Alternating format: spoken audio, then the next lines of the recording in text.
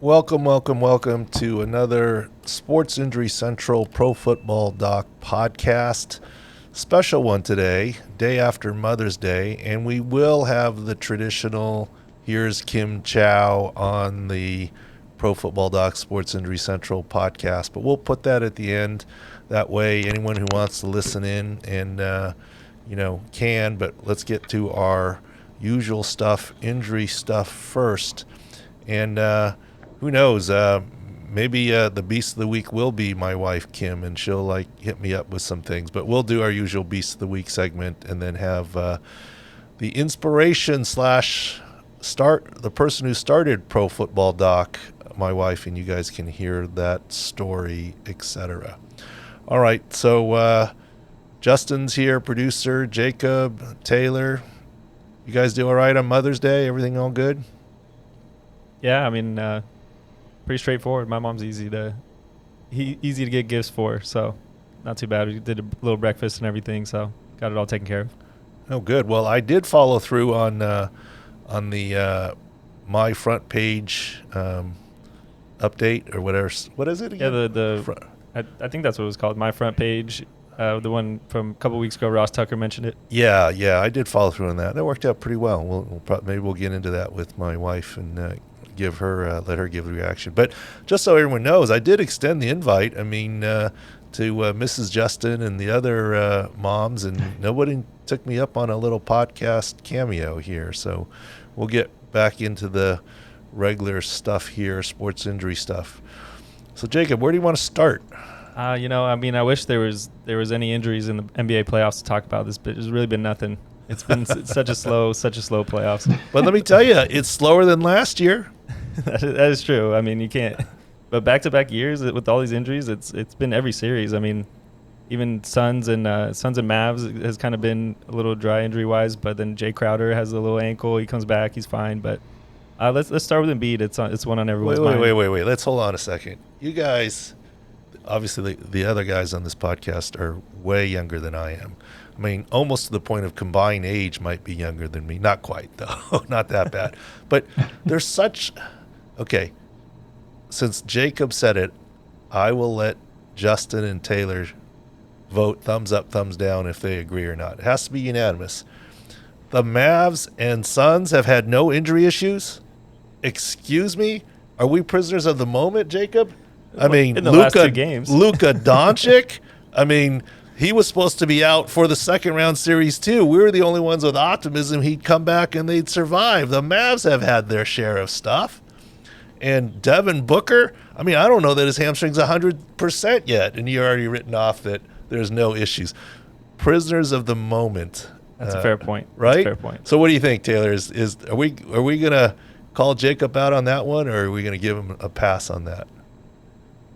Oh, I think you just did, so you're good. That was a call out. Yeah, he got the call out for sure. I would argue that this round in particular, every one of these matchups it's like a bloodbath. Like it just seems like everything is. I'm not saying a lot of people are going down, but it's like ticky tack. There's a lot of physicality, more so than most NBA series that you see. And Jay Crowder, when he went down, by the time, look, I wasn't watching the games. By the time the team got me the video and got the other Pro Basketball Docs the video, I looked at it and was like, he went back in the game, didn't he? Like, yeah. So we didn't post or write anything.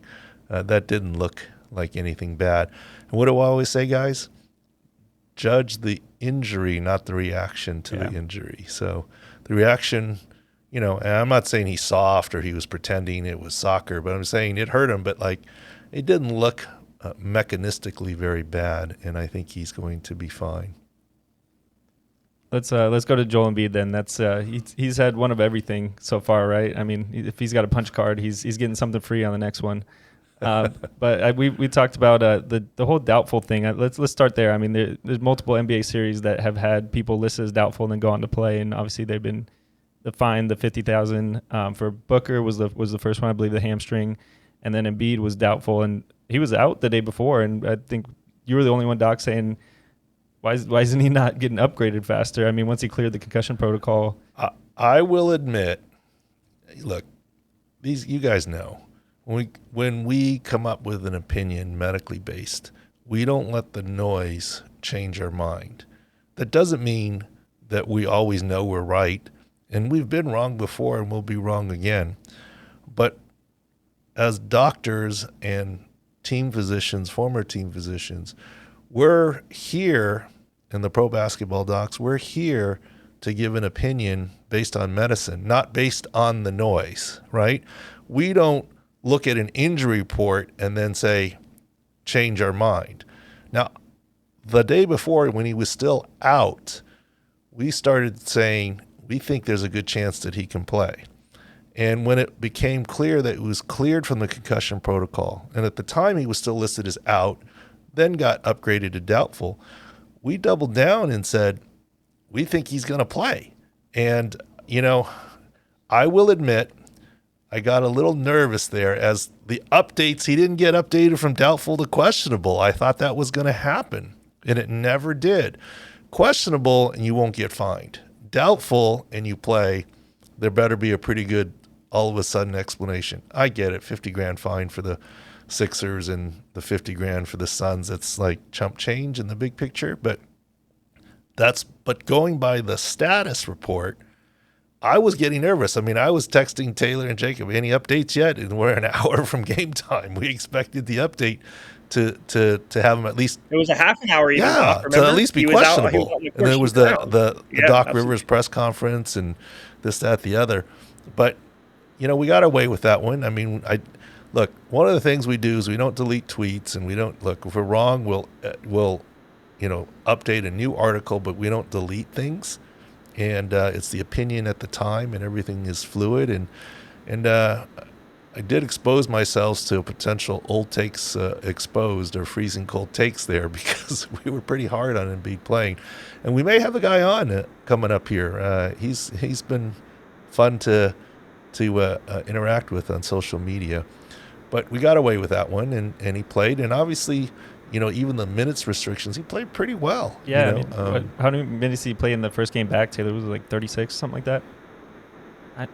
Yeah, he played 33 straight before he needed to literally walk off the court. So Doc Rivers he said 15 to 20 minutes, and he was way over that. And he probably would have played more, but it was a blowout game 3. Right. So it was time to sit him, And like we said, look, you played an entire NBA season. You're off of activity for 1 week. How do you get out of shape? I mean, I swam in high school. That's called a taper. You go faster for the meet. That's not out of shape. I didn't understand that, really, that all of a sudden he couldn't do the minutes because he hadn't played in a week. I don't know. That might be good rest for him to do that. But anyways, he's played and he's done well. But don't forget, the biggest injury is not the orbital fracture. Yeah, the mask is hot, and he's like a guy on the airlines always chomping at the peanuts, right? Taking off the mask because it's hot and he doesn't want to have it on. I get it, but it helps protect him. It's not 100% protective, but it does help protect him. But the thumb is still the bigger deal, in terms of the ulnar collateral ligament in his three-point shooting. I mean, Taylor, you did pretty well on the props except for the three-point shooting. Yeah, we've been 9-2 since the playoffs started. That one loss was one of the losses last night was the under 0.5 threes. I remember your conversation. You called me. You said it went from 1.5 the last couple of days, and then it jumped to 0.5 the last couple because he didn't make a three since the thumb. And I didn't do it for the first couple, but I got a little greedy and did it last night. And of course, it was a bank three. It wasn't clean, but you know.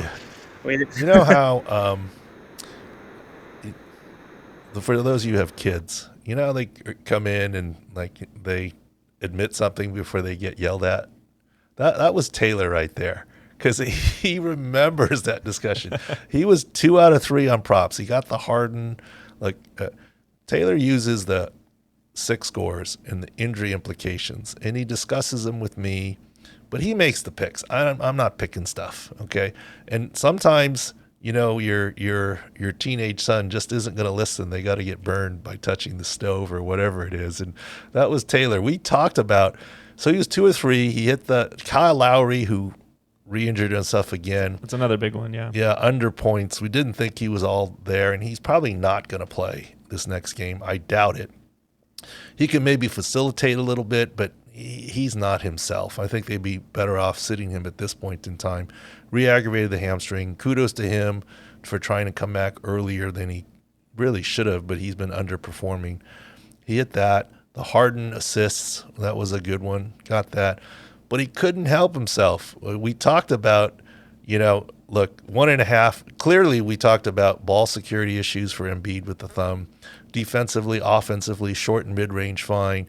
But when you're at 0.5 on the three-pointers, remember, he made one the game he hurt it and finished to win the game. And I was like, I don't like that because you can get lucky and hit one and then you lose. Yeah.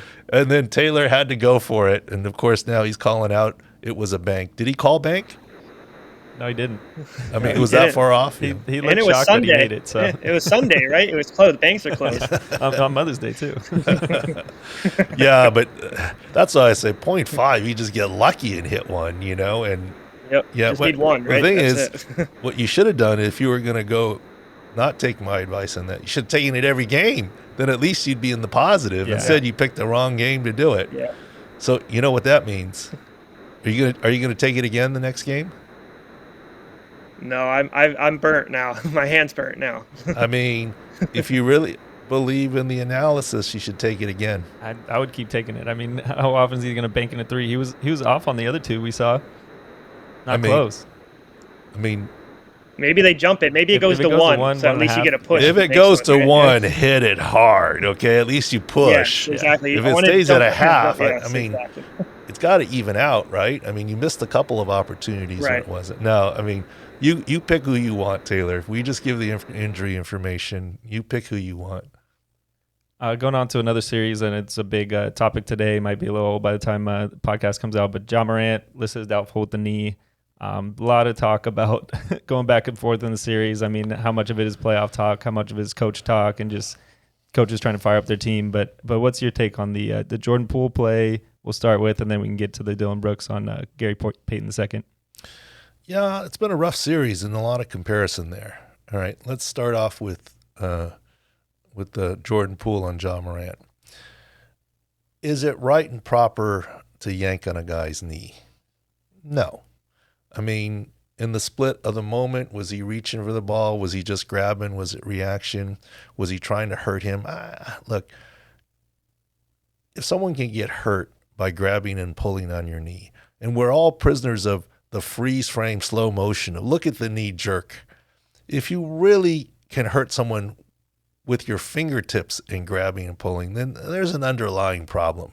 This is why the pro basketball docs, we never believed there was serious injury solely caused by that Jordan Poole play.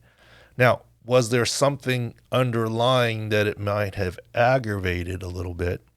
Maybe, right? I mean, he did pull on it. There was a play earlier when he was closing in on Klay Thompson where he started favoring the knee. And earlier this season, he missed 11 games, was it? Yep, 11 games. It was 9 straight. He played in 2 during that stretch. But, it seemed like more of a rest overuse type deal. So he's got something underlying on that right knee, some sort of tendinopathy, tendinitis or something. I mean, and maybe it aggravated that, but I really doubt that you can pull a guy's knee like that instantaneously and cause structural damage. I just don't see that.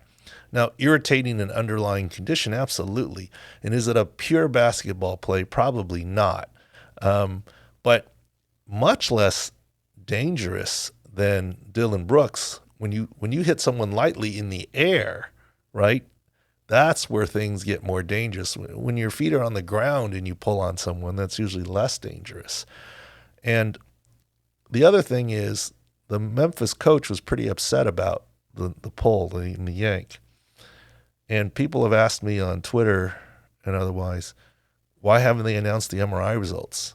First of all, I don't know that they got an MRI. Haven't seen anything about that in the past days.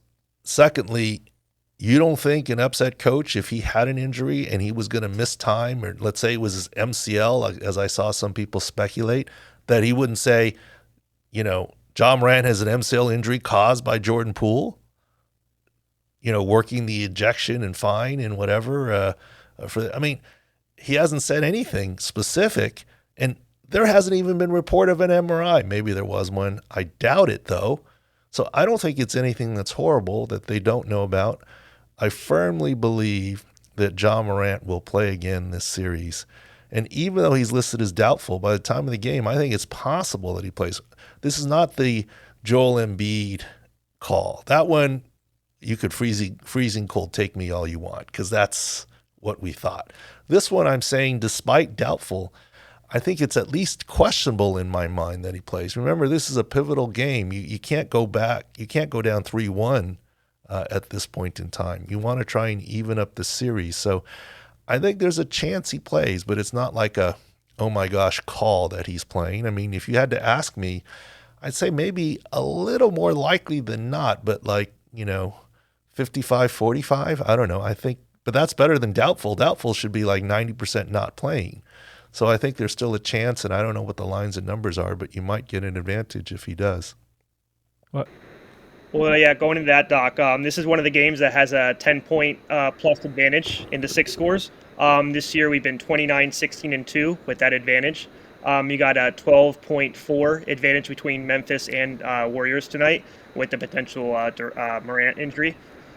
Brooks will be back from a suspension, which increased their score a little bit, but that Morant definitely hurts them. So 29, 16, and 2, that is purely, to my understanding, not your six-score influenced picks. That's just purely using a double-digit health score differential for a team.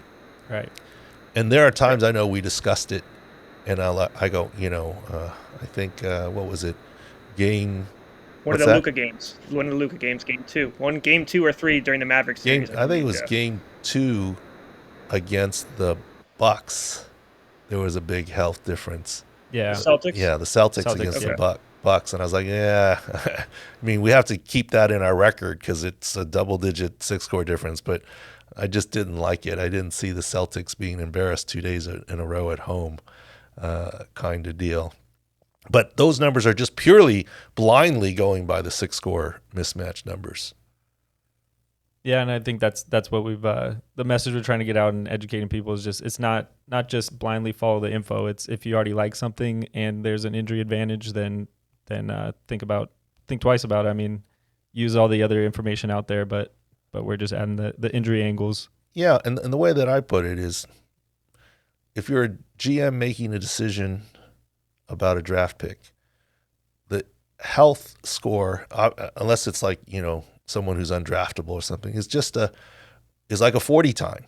If you say the kid has game speed and I still want to draft him, so be it. In this case, with our health information, if you already love a side and your side is healthier by double digits, maybe you need more units on it. And if you are on the side of the unhealthier team, less healthy team, maybe you need to think twice or only go half a unit. I don't know. I mean, it's just something to consider in the bigger picture, but don't forget all the prop plays and totals that can come, and that's more Taylor's department than mine. We just do the injury analysis, and if you want to Taylor, go ahead. If you want to make your own picks, go ahead. All the information's at sicscore.com. Real quick, we'll get into some football, but Justyn, any idea how the Celtics are going to stop Giannis? I haven't seen any indication of that. Okay, so that series has been very interesting, and as a fan, it's tough to talk about the referees, and we don't want to get into all of that. But I will say it's both ways. The way this series is being reffed, I don't think there's a bias towards either. It just seems like there's possibility for a lot more injuries in this series, just how physical they're allowing both teams to be. And the Celtics do have a lot of bodies to throw at Giannis, but he's also throwing his body right back into them. So I don't know. There's no real way to stop that, I don't think. It's just kind of hopefully let him wear himself out. I don't know. Well, I mean, the best way to stop Giannis, they stopped him on Sunday. And they'll stop him on Tuesday. The days off. Yeah, I guess that's it. Yeah, don't play a game. Don't sign up and show up for the game. You don't have to worry about it. But yeah, it's crazy. These, like I said, not just this series, but all the series right now. I can't remember a time where every single one has been played so physically. I don't know if there was a call sent to the referees to allow more contact, but it's every game I watch. It's like there's just so much contact. It's crazy. Well, I mean, that's what I always have said. Basketball is a contact sport. Football is not a contact sport. Football is a collision sport. Basketball is a contact sport. I mean, the way it comes down. And remember, I still feel like Middleton has a chance late in the series to come back for the Bucks. Yeah, we haven't really heard a peep about it. Like, he's just been, he's out for the series, and you see him on the sideline, and there hasn't really been that much talk about it. But that's obviously a big impact on the series. I mean, it certainly bodes well if the Bucks can get through this series, but I think there's a chance if it goes to 6/7. I think there's still a chance that Middleton will come back and see, once again, Taylor didn't listen to me. I look, I'm not a gambler. I don't bet all this stuff, and I don't make these picks. But when I saw the first series odds and it was Bucks plus 175, I was like, wow, that seemed pretty good to me. They're up 2-1. We'll see what happens. So I want to get, I know we've covered both these players a little bit at sixscore.com, and especially the draft and the fallout. Seeing a lot of talk about Justyn Ross and a lot of excitement. I mean, it's great for him that he's found a spot, especially the Chiefs have a little bit of opening a wide receiver. I mean, they got a lot of question marks going in the season at that position. They do have depth, but it's where it shakes out. What do you see after minicamp for Justyn Ross, Doc? I mean, look, that's a quick transition to NFL, but sounds good. In any case, I think it's great that the Chiefs signed him. Okay? And here's the thing. Mini camps are non-contact. He's not at risk for paralysis at mini camp.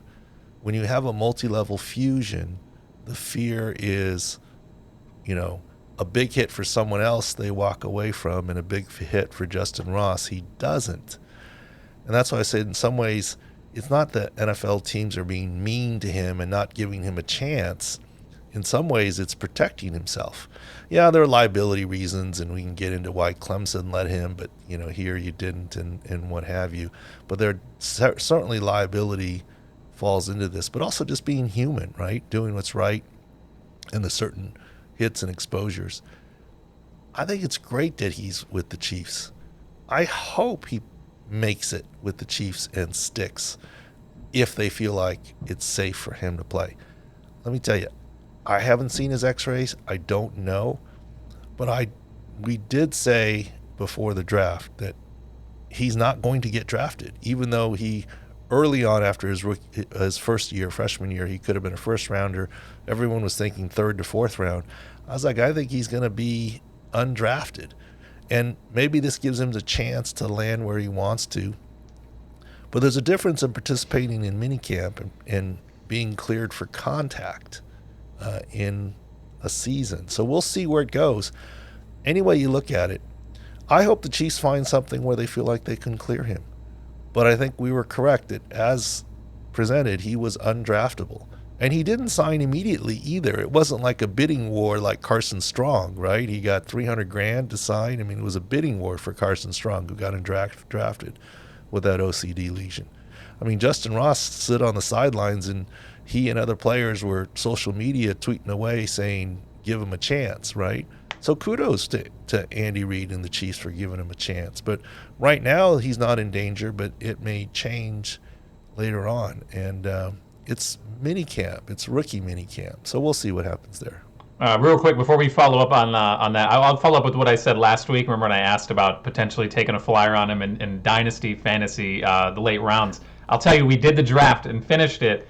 He went at the beginning of the final round, quite a few picks ahead, and somebody took a flyer on him. So people are still on it. Like, they still think that there's a chance, and they still think it might be worth taking a chance on in fantasy. So that's where it's at. Well, that's true, but I think part of that is the Patrick Mahomes effect. Yeah. Right. Oh, no Tyreek Hill. There's balls to be had. It's a late round, and let's let's see what happens.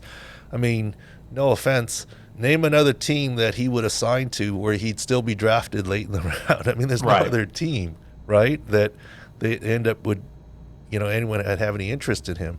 And that generates the interest, and that's great, but let's see when the rubber meets the road. I think that, I wouldn't have done that. But then again, I'm not in that draft, and I don't know who else was available, right? So we'll see.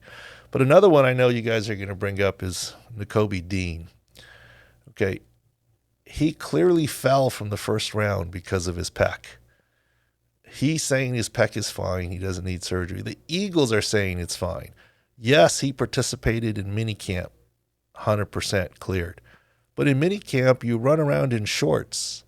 You don't have pads on. You're not hitting, tackling, wrapping. That's what you can't do when you have a pec injury.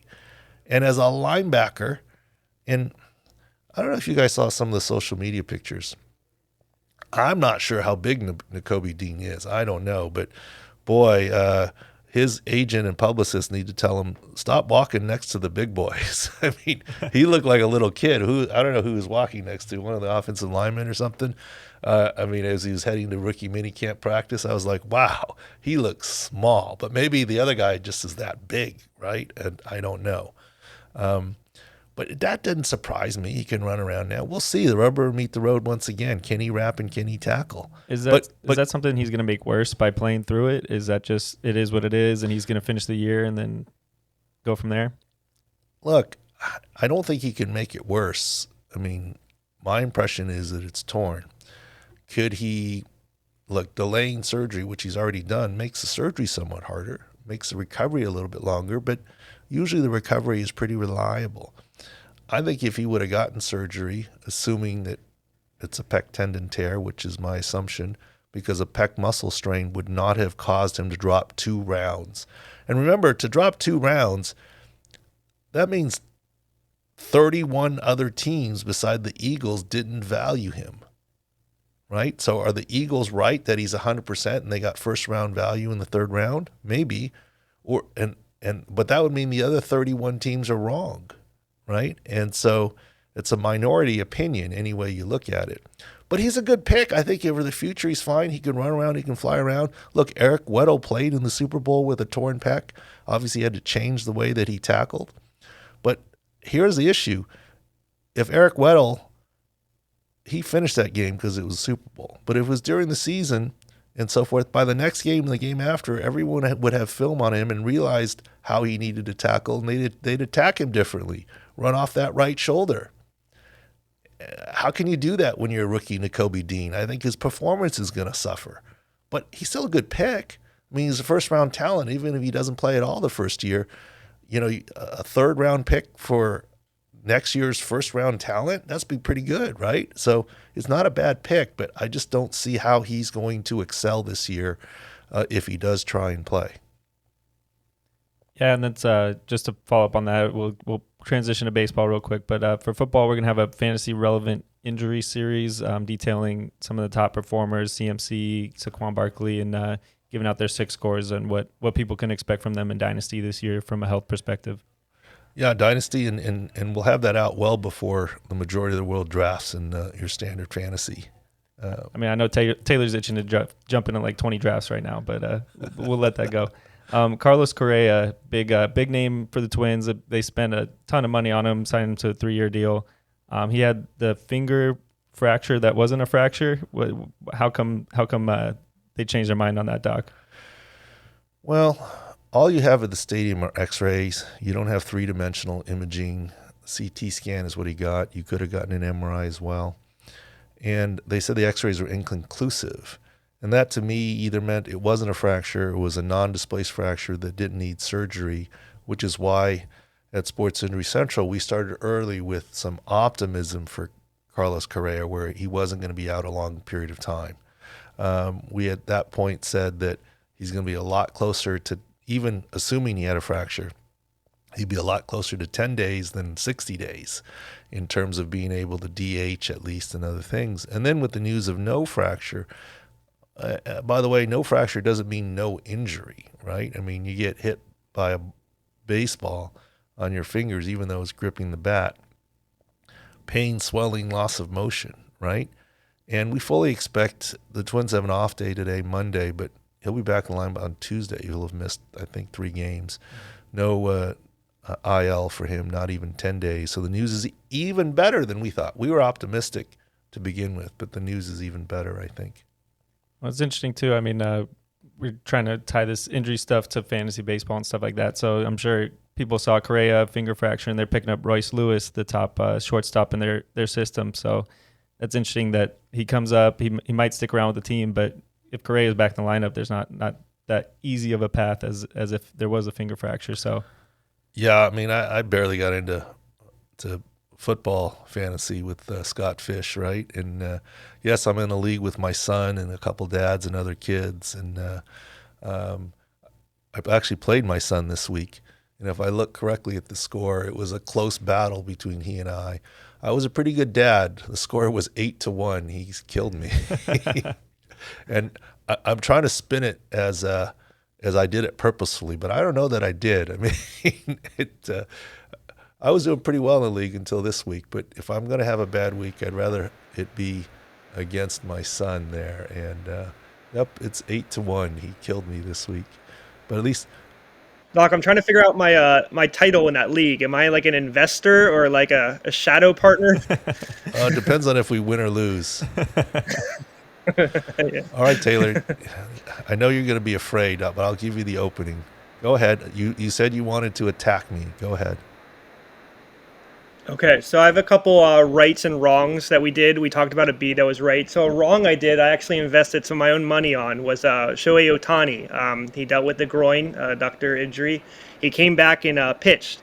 He had 7 innings, 11 Ks, and the over/under on the strikeouts was 6.5, and I did go under that. And the result I wasn't too happy on. You didn't tell me to go hammer or go hard, so I chose my own. I think I hammered it, so I wasn't too happy. But so. Tell me what I did wrong. I mean, look, when Ohtani had the groin stuff, we said, okay, it's not nothing. I think he missed 1 game. Yeah. And then he was DH. And we were worried. I was worried. The pro baseball docs were worried that he might miss a start. I mean, we're not saying massive time, but or get a start pushed back. Right-hand pitcher, right adductor. And look, how many times have we heard Altuve, muscle tightness, and then, he ends up missing 10 games. And, I mean, groin soreness, and he ends up, and as for a pitcher. So we, the pro baseball docs, were saying, I'm not sure that Ohtani makes that start. And when he was, it was like, well, maybe he won't go as long. And I think Taylor hit that. So we'll count that as a wrong. He outperformed, no question. But since I gave Jacob a hard time earlier, let's let Justyn and Jacob judge Taylor here.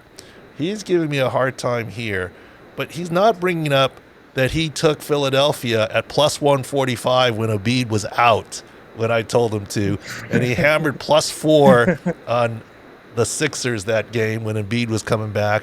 And then when the announcement was coming as doubtful, he took 2 plus 2. He hit it 3-4 different ways, and that was a cakewalk.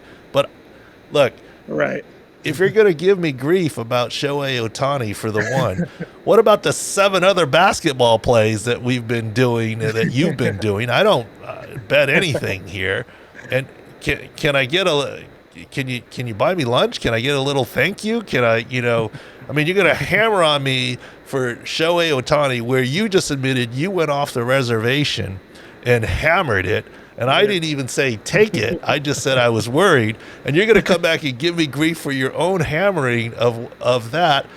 Where's the other stuff that, I mean, the Bucks game, the Celtics game 2 that we talked about, off of injuries, and Kyle Lowry, and I mean, if we're going to get me for the wrongs, and there are wrongs, I mean, can I get a tip or something, or a commission on the rights? You covered the Ohtani loss, so that was good at least. Yeah. We talked about. I think it was last week that we talked about insider knowledge on Taylor. I'll give you some insider knowledge on Taylor. The losses stick with him. The wins are nothing. You move on to the next thing. The losses hurt. That's why there's a little more vitriol than normal. Well, it should be looking in the mirror. What do they say when you point the finger? 3 come back at you. I mean, You're the one who hammered it. We never said hammer it. We just said I where's pressed the some button, worry no, in for what sure. he could do. I mean, and the worry was unwarranted. He did very well. But anyways, all good there. Hey, before we get to the Beast of the Week, did you guys see that soccer thing? It was the The Robinson No, that was kid. the The- NSWL. Yes, the NSWL. Oh, Jordan Baggett. Yeah, the Yeah, midfielder. and Yes. if we look at the video, I mean, everyone is in an uproar over that. And I went and look, when you just show a clip of players running the stretcher from one corner of the pitch onto the field, Right. that's a bad visual, right? That's a bad visual. And when I saw that visual, I was like, oh, I clicked on the links and looked at it. Well, I saw some video, and maybe Justyn will show it. The player going down. Immediately, the athletic trainer and medical staff are there by her side. They're right there. And if you don't look at the source material, it looks like it was 2 minutes before she got any attention. That's not it at all. It was almost 2 minutes before the stretcher got there. The athletic trainer, if you look at the whole video, look, the athletic trainer and the doctor, you're not supposed to run the stretcher on for every little thing. And yeah, was the game more physical than it should have been? I saw one takedown tackle from behind that I went, whoa. And there wasn't even a penalty on the play. And it was in the box. Should have been a PK or maybe a PK red card, right? I don't know. I don't know soccer rules that well. But this player got tended to immediately. And it's a bad look to have players running the stretcher, but here's what happened. They're tended to, and within 15, 20 seconds, they signal to the ambulance crew. The ambulance crew is not on the medical staff. The ambulance crew is whoever the ambulance company assigns for the day. Now, with the Chargers, we kind of had the clout and we kind of had the regular guys every week, and we do practice a drill preseason. But NSWL, whatever the league is, I don't think they're going to have the regular ambulance crew. It's whoever is on duty that day, vacations, this, that, the other. They signaled, and it seemed like they went to the ambulance truck to get the stretcher out, and then they were walking it on the field, maybe jogging it. Look, the players run faster. The players were nervous. The players wanted to help. Good for them.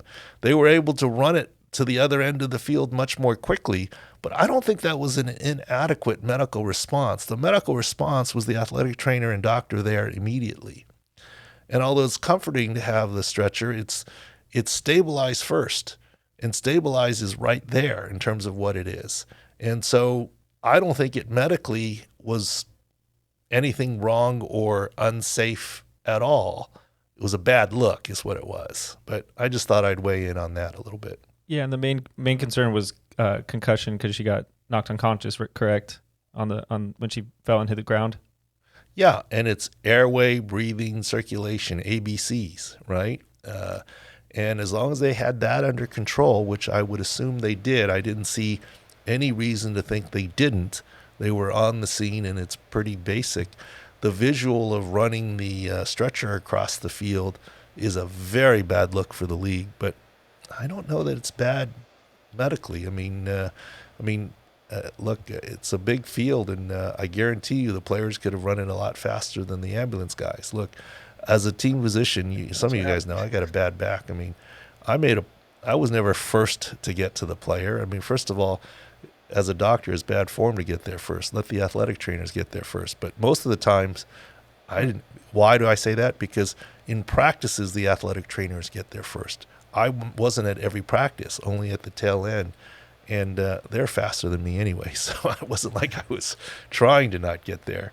But a familiar face, and the most familiar is the athletic trainers are a good thing. And I'm just putting in there bad luck, but I don't think there's anything wrong with what the league's response was. And the medical staff was right there. I think you're right, Doc. She, the player, her home teammates saw her have a seizure after the hit, so they were like obviously upset. So of course you can watch the video. They were running with the ambulance woman to get her. They were faster than her because they're athletes, right? So I mean, Yeah, and look, and kudos to their teammates for carrying. And look, to see someone with a concussion and unconscious is scary. See someone, quote, with a seizure or any tonic-clonic motion is very, very upsetting and scary. And I'm glad that they jumped in to do that. But to say that the player didn't get the right medical attention is a stretch. The people giving the medical attention, and I guess my distinction is there's a medical staff that was there, and there's the extenders, i.e. the ambulance people that aren't regulars, and she got the care that she needed, I believe.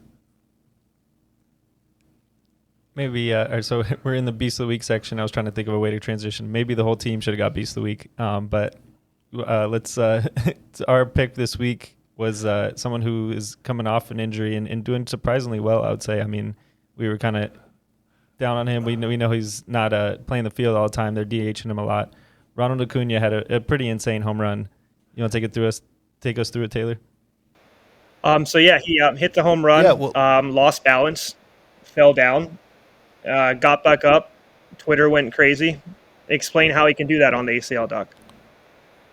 Well, first of all, when he came back, we talked about it. We were a little surprised that he played in the field. First game. And we discussed that. For one game. 1 a.m. phone call. That was out of need, right? And they put him back at DH pretty quickly. But remember in this offseason when he was raking from the cage? I was like, yeah, he is, but that's soft toss. And look at how off balance he is on all his swings afterwards. And that's not getting fooled by a nasty curve and you're off balance. We said he wasn't all the way there. But this home run where I say he's the Beast of the Week is, think about this, guys. If you look at the video and you just look at his swing where he falls down on his rear on home plate, that's like a kid swinging at the bottom of the Davis's Mustang order and falling down.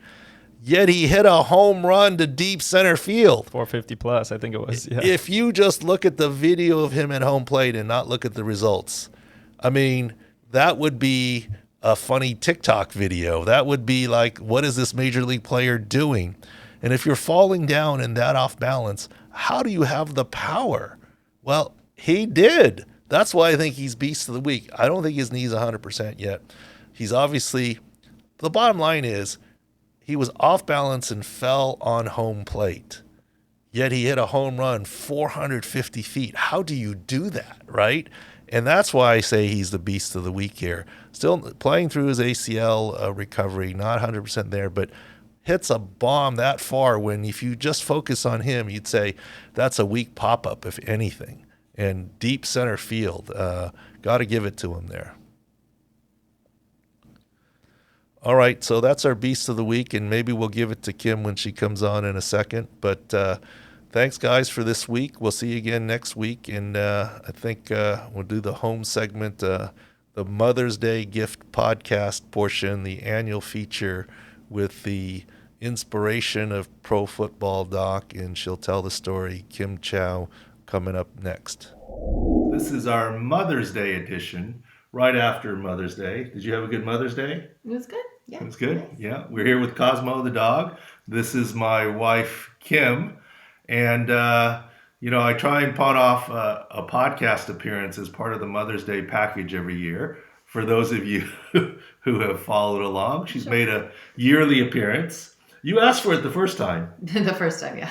Then now Now it's tradition. So what I try, a lot of times when I'm making videos or doing stuff or Periscopes or Twitter Lives, Kim will jump in with some stuff. So I'm like, here's your platform. This is part two. The other part, some of the other things about the day, we talked about it when Ross was on, but we did get one of these. I think it was pretty cool.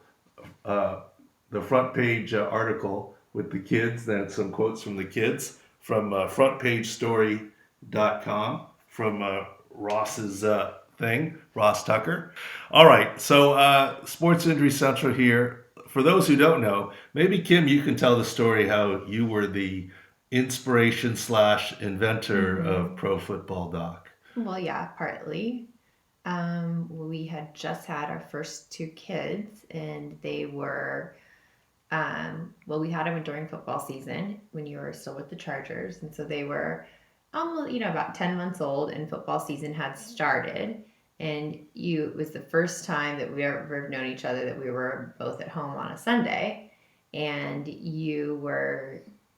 the announcer was mentioning, oh, this person went down for X, Y, and Z. And you're like, no, that's wrong. That's not what happened. And you proceeded to do that the entire game. And you were yelling at me the whole game. And I'm like, I've got two babies here. I don't care. And I said to you in some ways, I'm like, why don't you tell it to someone who cares, not me? And then I'm like, why don't you get a Twitter account and you can start like ranting on Twitter about this thing? And that's kind of what we did, like in the next few weeks. And then by the end of the season, you just kind of organically had a significant amount of followers and kind of just naturally grew from there. What did I say when you said get this Twitter account? You said, what's Twitter? You were like, I don't understand what that is. So no idea. And people that are involved with Pro Football Doc can know that as good as you are of a doctor and looking at injuries and stuff, technology is not your strong suit. That's why IT, No. in-house IT right here. We're in our little home studio here. Our son Davis, he's 9 now, and he's playing a lot of baseball. Dylan plays soccer. Davis plays other sports. And she does competitive cheerleading with gymnastics. Yeah. And the little one plays baseball, Mm-hmm. not softball, not t-ball, baseball. She hits off a machine. She's doing great. pitching. Yeah, she's doing great. She barely can. Maybe we'll clip in some video here, but it's the first all-girls team in our hometown, and they play against the little boys. And actually, the little girls are pretty good. Yeah, they're great. I think they actually hand-eye and maybe listen a little better than other 4 or 5-year-old boys. Well, and then there's 11 kids on the team, and the unique thing is I think 7 or 8 girls have older brothers that play in the league, and so they're kind of emulating their older brothers, and it's very sweet because the older brothers come and help coach and encourage their little sister, so it's very sweet. So you're saying it's not all my coaching that we're undefeated? Well, no, I'm trying to take credit for good coaching. The reality is the kids do it, and they're pretty good. All right, so let me ask you the number one question people always ask you, and or ask me about you. And during the COVID pandemic, it's been less often, but Davis is now 9. He's pretty sporty now. He's grown into it. Yeah, and if you look back at our first podcast, I think we commented on how he wasn't very sporty. So lesson to be learned, just don't sell your kid off into what he's going to do at 6 years old or 5 years old, because he's kind of turned into quite the sporty kid.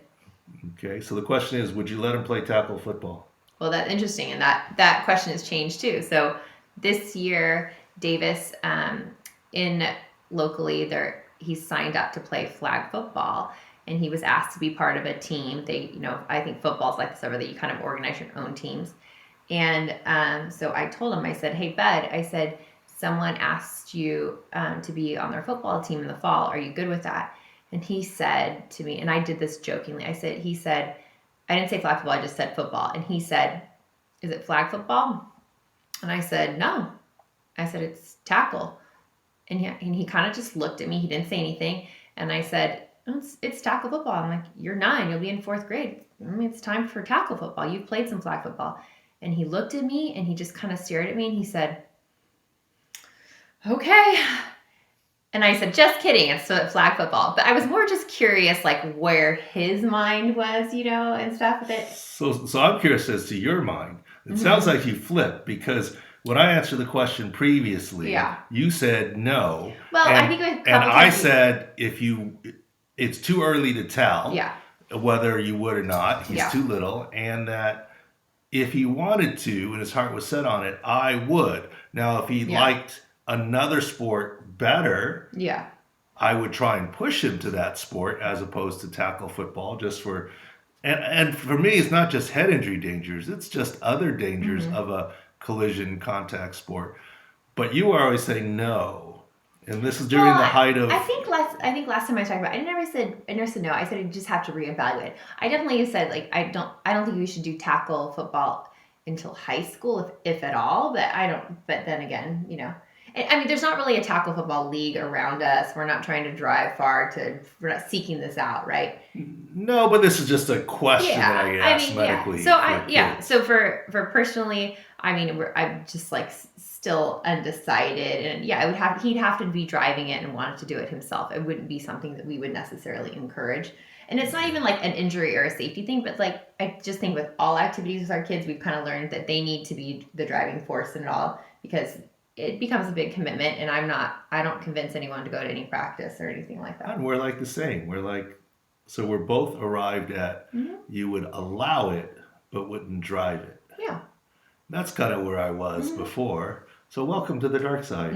Well, I think when you're talking about a 4-year-old and a 5-year-old, your little boy, now he's kind of this muscly 9-year-old, he's turning into more of a bigger boy. So with that being said, well, for baseball, kid pitched for the first time, and he has wanted to play catcher, and he's taken some balls catching, and he's taken some balls hitting. He's taking a bat to the hand. To the back of the hand and other things. And I was surprised that he would like catcher in terms of the bumps and bruises and other things. And he's done well. And he's been pretty. It shocked us. We both kind of been like, wow. We never saw that coming. Yeah. And the other big question that people say about kids in sports is specialization. So this is all surprise. We're still trying to stay away from that. Stay away from it. We're still trying to stay. We're trying to stay balanced. So he really likes baseball a lot, which requires him to play a lot of it.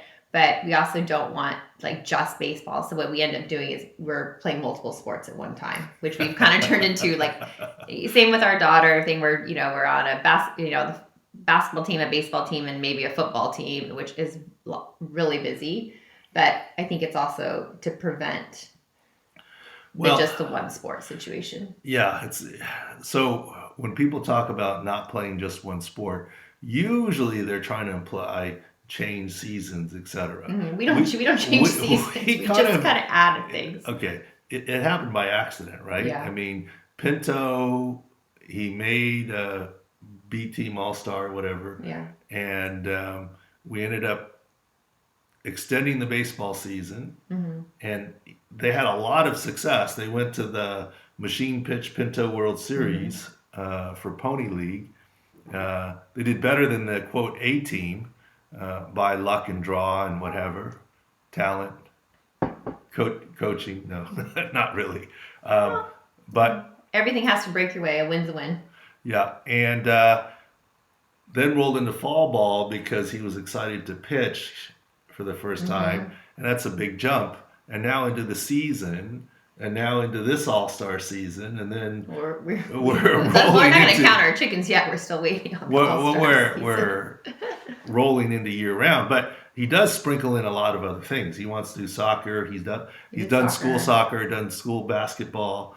He did basketball league too. Basketball league, so it's we took a season off football this year, but we're going back to football.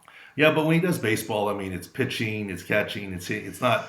So there is some mixture, and he's the one driving it. So we'll see how long it stays. But right now, he's kind of year-round baseball. But here's the thing the way I look at it. How about you? I have a newfound appreciation for football, and not because Pro Football Doc and whatever. I'm all for the safety aspects, but think about this. Nowadays, at least where we live, there aren't many sports that you can make a high school team without having done a tremendous amount of work ahead of time. I mean, you can't make the high school basketball team without playing lots of basketball and travel ball leagues, and he's not going to be 6'8". I don't think. But you're tall, but I don't think he's going to be 6'8".